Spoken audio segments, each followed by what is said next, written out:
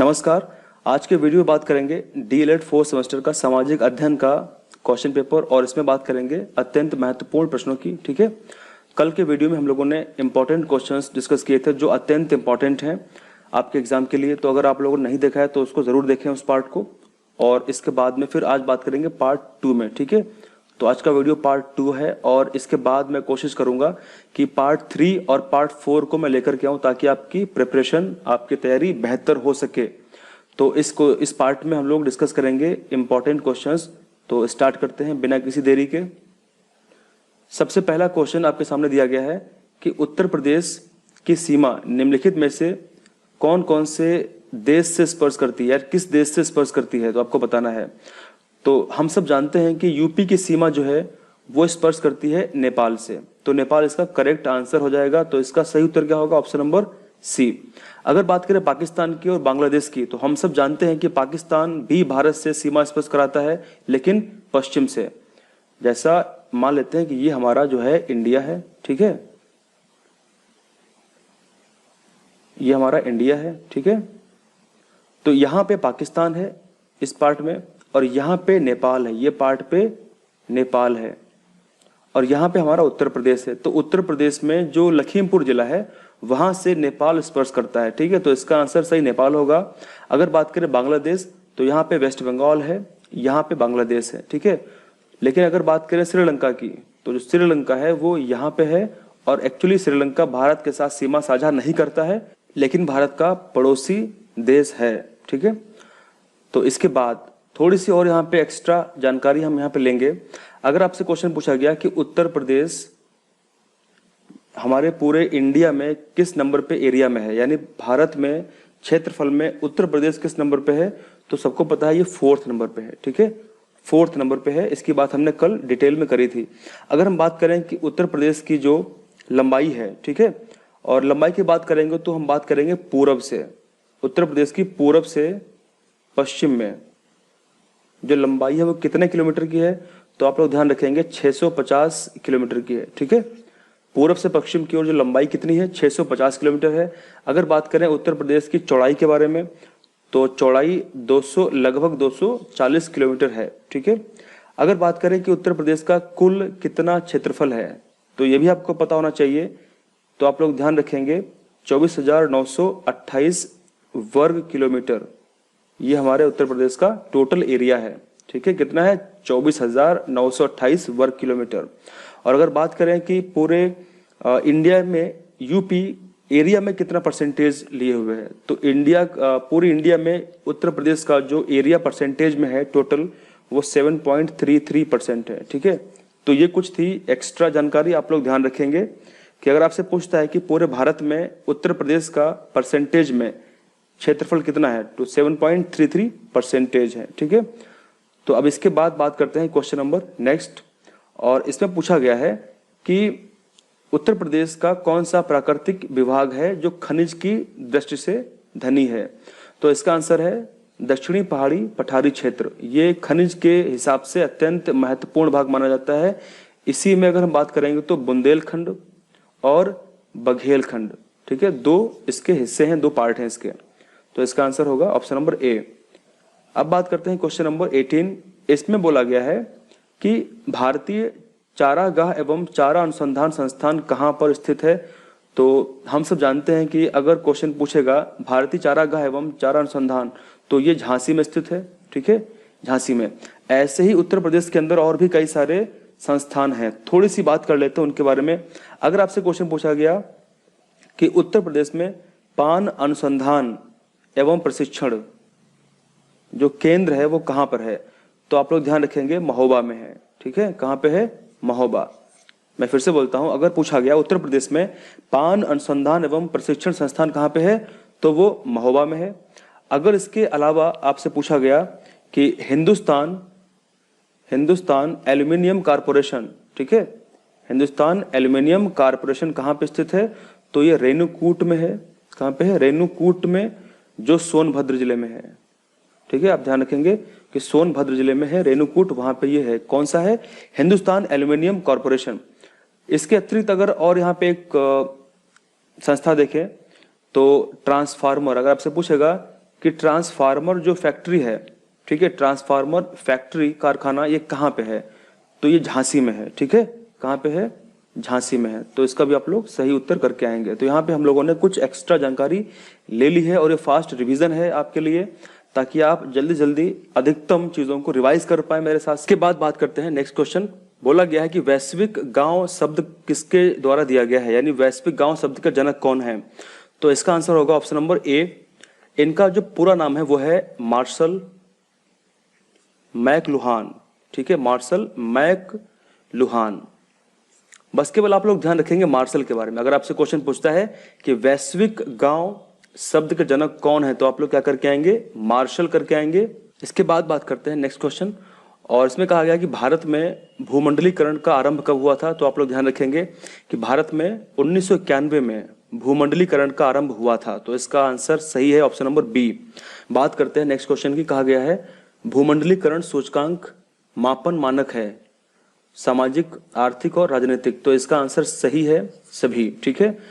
तो भूमंडलीकरण जो होता है सूचकांक वो सामाजिक, आर्थिक और राजनीतिक रूप से तीनों को ही मापन करता है। तो इसका आंसर सही क्या होगा? Option number D. बात करते हैं नेक्स्ट क्वेश्चन, और नेक्स्ट क्वेश्चन हमारा पूछा गया है कि भूतत्व एवं खनिज कर्म निदेशालय की प्रदेश में स्थापना कब हुई थी? आपको बताना है। इसका मेन काम क्या होता है? माइनिंग जो भी हमारे उत्तर प्रदेश में होती है, तो उसको एक तरीके से उसके ऊपर ये एक निदेशालय बनाया गया है, ठीक है। तो इसका जो एस्टेब्लिशमेंट है, इसका जो स्थापना है वो 1955 में की गई थी। तो इसका आंसर होगा ऑप्शन नंबर बी। तो आप लोग ध्यान रखेंगे 1955 में इसकी स्थापना की गई थी। इसके बाद बात करते हैं नेक्स्ट क्वेश्चन। कहा गया है कि चूना पत्थर उत्तर प्रदेश में पाया जाता है। आपको बताना है कि चूना पत्थर यूपी में कहाँ पाया जाता है। तो इसका सही आंसर होगा मिर्जापुर, ठीक है। आप लोग ध्यान रखेंगे कि चूना पत्थर उत्तर प्रदेश में मिर्जापुर के साथ साथ सोनभद्र में भी पाया जाता है, ठीक है। तो सोनभद्र और मिर्जापुर ये इसके दो सही उत्तर हैं, पर यहाँ पे इसका आंसर होगा ऑप्शन नंबर ए। अगर बात करें कि उत्तर प्रदेश में चूना पत्थर जो है, ठीक है, ये किस रैंकिंग में है, यानी चूना पत्थर यूपी में किस रैंकिंग में है, तो आप लोग ध्यान रखेंगे चूना पत्थर के मामले में यूपी का 2nd प्लेस है, ठीक है। और चूना पत्थर का उपयोग कहाँ पे होता है? सीमेंट की फैक्ट्री वगैरह में इनका उपयोग होता है। अगर बात करते हैं क्वेश्चन नेक्स्ट पे, तो इसमें कहा गया है कि बॉक्साइट एक अयस्क है। आपको बताना है कि बॉक्साइट किसका अयस्क है। तो हम सब जानते हैं बॉक्साइट एल्यूमिनियम का अयस्क है। तो इसका आंसर क्या होगा? Option number B. उसके बाद बात करते हैं नेक्स्ट क्वेश्चन। इसमें कहा गया है कि उत्तर प्रदेश में यूरेनियम का भंडार है। आपको बताना है कि यूरेनियम यूपी में कहाँ पे अधिकतम पाई जाती है। तो इस क्वेश्चन का सही आंसर है ललितपुर, ठीक है। आप ध्यान रखेंगे आप लोग कि यूपी में यूरेनियम की अगर बात होगी तो ललितपुर में भंडार सबसे ज्यादा है। और अगर बात करें हीरे की, तो हमारे यूपी में जो हीरा है वो कहाँ पे होगा? बांदा में, ठीक है, और मिर्जापुर में। अगर बात करें नेक्स्ट क्वेश्चन, तो इसमें कहा गया है कि प्रदेश की अर्थव्यवस्था में कृषि व संबद्ध क्षेत्रों का योगदान कितना है। काफी अच्छा क्वेश्चन है, एग्जाम में आ सकता है। क्या बोला गया है कि उत्तर प्रदेश में जो इसकी अर्थव्यवस्था है उसमें कृषि और उससे संबद्ध जो क्षेत्र है उनका योगदान कितना है। तो आप लोग ध्यान रखेंगे 23.9%, ये इसका सही उत्तर है, ठीक है। 23.9% जो है योगदान किसका है यूपी में? कृषि और संबद्ध क्षेत्रों का। उसके बाद बात करते हैं नेक्स्ट क्वेश्चन, और इसमें बोला गया है कि उत्तर प्रदेश को कितने कृषि जलवायु प्रदेशों में विभाजित किया गया है। आपको बताना है कि यूपी को कितने कृषि जलवायु प्रदेशों में विभाजित किया गया है। तो ऑप्शंस हैं 32, 24, 18 और 9। तो इसका सही उत्तर है 9 में किया गया है, ठीक है। आप ध्यान रखेंगे आप लोग कि यूपी को 9 कृषि जलवायु प्रदेशों में विभाजित किया गया है। इसके बाद बात करते हैं नेक्स्ट क्वेश्चन। इसमें कहा गया है उत्तर प्रदेश की सर्वाधिक महत्वपूर्ण नगदी फसल कौन सी है। तो इसका आंसर है गन्ना। आप लोग ध्यान रखेंगे कि यूपी इंडिया में अगर बात करें तो गन्ना के मामले में फर्स्ट नंबर पे है उत्पादन में, और अगर बात करें आलू के मामले में भी ये अग्रणी है। अगर बात करें कि हमारे यूपी में कौन सी नगदी फसल है सबसे महत्वपूर्ण, तो गन्ना है, ठीक है। नेक्स्ट क्वेश्चन की बात करते हैं। उत्तर प्रदेश में किसे नवाब ब्रांड के नाम देकर प्रचारित किया जा रहा है। तो हम सब जानते हैं यूपी में जो फलों का राजा है आम, ठीक है, इसी को नवाब ब्रांड का नाम देकर इसको काफी फेमस किया जा रहा है। तो इसका आंसर होगा ऑप्शन नंबर सी। अगर बात करें 31 क्वेश्चन की, तो इसमें कहा गया है कि केंद्रीय उपोष्ण बागवानी संस्थान कहाँ पे, आपको बताना है केंद्रीय उपोष्ण बागवानी संस्थान कहाँ पे है। तो इसका आंसर क्या होगा, इसका आंसर है रहमान खेड़ा। आप लोग ध्यान रखेंगे, ये रहमान खेड़ा में है और वो लखनऊ में है, ठीक है। तो इसका आंसर क्या होगा, रहमान खेड़ा लखनऊ। इसके अतिरिक्त अगर और हम बात करें, कुछ और फेमस संस्थान यूपी में हैं, उनकी बात कर लेते हैं। अगर आपसे क्वेश्चन पूछा गया कि आम औद्योगिक, ठीक है, आम औद्योगिक प्रयोग एवं प्रशिक्षण संस्थान कहाँ पे है, तो ये भी लखनऊ में है, ठीक है।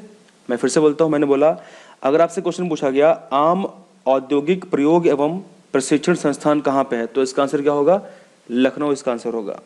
अगर उसके अतिरिक्त आपसे क्वेश्चन पूछा गया कि अमरूद औद्योगिक प्रयोग एवं प्रशिक्षण संस्थान कहाँ पे है, तो ये इलाहाबाद में है, ठीक है। कहाँ पे है, इलाहाबाद में है। तो ऐसे कुछ इंपॉर्टेंट क्वेश्चंस एग्जाम में आ सकते हैं, आप लोग ध्यान रखेंगे। अगर अमरूद की बात करेंगे तो इलाहाबाद में है, अगर आम की बात करेंगे तो लखनऊ में है। बात करते हैं नेक्स्ट क्वेश्चन की। इसमें कहा गया कि क्षेत्रफल की दृष्टि से विश्व में भारत का कौन सा स्थान है। आपको बताना है कि एरिया में वर्ल्ड में इंडिया किस नंबर पे है। तो हम सब जानते हैं कि विश्व में अगर हम बात करें तो सबसे बड़ा जो देश है वो रूस है, क्या है, रसिया है। उसके बाद नंबर 2 पे कनाडा है यानी कनाडा, नंबर 3 पे यूएसए, नंबर 4 पे चाइना, नंबर 5 पे ब्राज़ील है, नंबर 6 पे ऑस्ट्रेलिया है और नंबर 7 पे कौन सा है, इंडिया। तो इस क्वेश्चन का आंसर है ऑप्शन नंबर ए, ठीक है। 7th स्टेट पे आप ध्यान रखेंगे, 7th नंबर पे है। अगर बात करें नेक्स्ट क्वेश्चन की, तो कहा गया है कि भारत को कितने प्राकृतिक भागों में विभक्त किया गया। आपको बताना है कि भारत को कितने प्राकृतिक भागों में बांटा गया है। तो इसका आंसर है ऑप्शन नंबर ए, 4 भागों में डिवाइड किया गया है, ठीक है। अगर बात करें कि कौन कौन से 4 भाग हैं, तो सबसे पहले हम लोग बात करेंगे नंबर 1 की, वो है उत्तर का पर्वतीय, ठीक है, उत्तर का पर्वतीय भाग। नंबर अगर 2 की बात करें तो मध्यवर्ती मैदान भाग, ठीक है। सबसे पहले क्या है, उत्तर का पर्वतीय भाग, उसके बाद में मध्यवर्ती मैदान भाग, उसके बाद अगर बात करें नंबर 3 पे तो दक्षिणी का पठार, ठीक है, दक्षिण का पठार। और उसके बाद नंबर 4 पे अगर बात करें तो तटवर्ती मैदान व द्वीपीय समूह, ठीक है। तो 4 हैं, तो आप लोग इसका आंसर सही करके आएंगे 4। तो आज के वीडियो हम लोगों ने कुछ इंपॉर्टेंट क्वेश्चंस को डिस्कस किया है और ये काफ़ी अच्छे क्वेश्चंस हैं, इसकी आप लोग प्रैक्टिस करें, इसको रिवाइज करें, ठीक है। और इसके बाद में जो अगला हमारा पार्ट होगा, पार्ट 3 और पार्ट 4, वो आपको बहुत जल्दी मिल जाएगा। Thank you very much.